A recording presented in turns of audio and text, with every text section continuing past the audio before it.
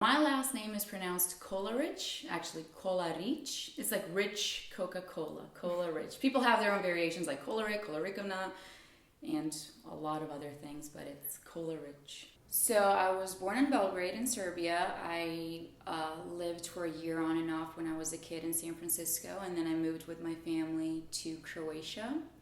Now I'm permanent resident here in Los Angeles. So I started as a model, and I also went to music school for singing and guitar. And I have a master's degree in law. Then I moved to LA, and I got a master's degree in acting from here. I wanted to act since I was 2. I wanted to act, and I was always the little entertainer.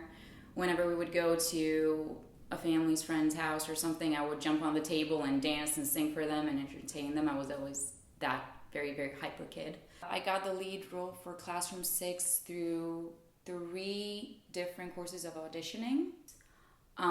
They were very intense sometimes. I had to imagine things up on the ceiling. I love this script because I just watched not long ago before that Paranormal Activity. In particular, Classroom 6, I feel like it's a combination between the Blair Witch Project and Paranormal Activity. It's the kind of movie where you don't know what's real and what's not if you're watching a documentary or if it's still all fiction, and I loved that part of it. Well, I tried to prepare at home a lot, and I did a lot of Meisner, like get ready before, like the moment before.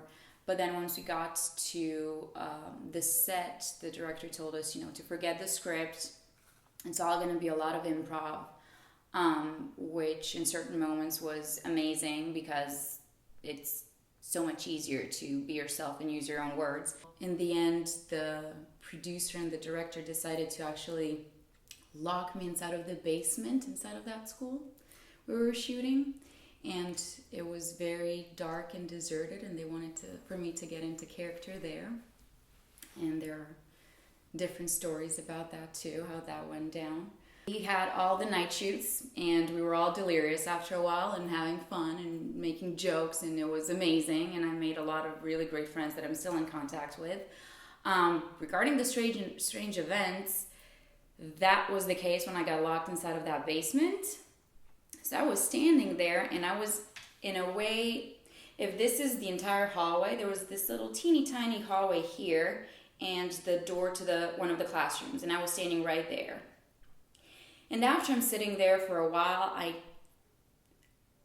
mind you, I didn't believe in anything paranormal until then. I thought I saw these 2 creatures, these 2 men. One of them was really tall, all dressed in black, like black suit, but he looked sort of like he came out of a 30s or 40s movie. And his face was changing, like it was flickering and going back and forth. And right next to him, I saw a little person, all in white, like maybe it's a kid or something, but like they were covered with something, and they were making a few steps towards me, then a few steps back, and I felt trapped because I was inside of that little hallway. So in order to escape, I would have to walk towards them and then go either left or right.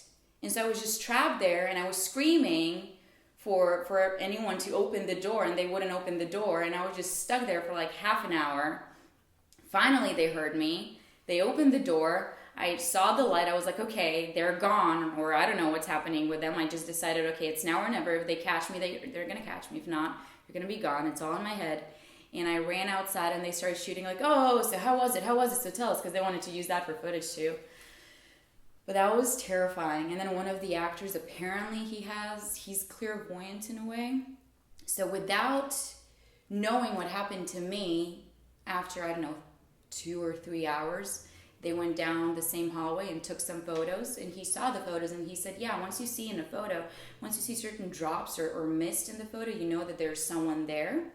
And they didn't know where I was trapped or where I saw the creature. It was like, oh, what are you guys talking about? Yeah, let me hear it, let me see. And they showed me the photo, and it was exactly where I saw those 2 men. And then I started to freak out completely. And a lot of us on the set were also terrified. Also, our producer, she said she is going to leave. And then she came back in like 2 hours without telling us that she's still there with her hair like all over her head and covered with a white sheet, and she just scared the living hell out of all of us.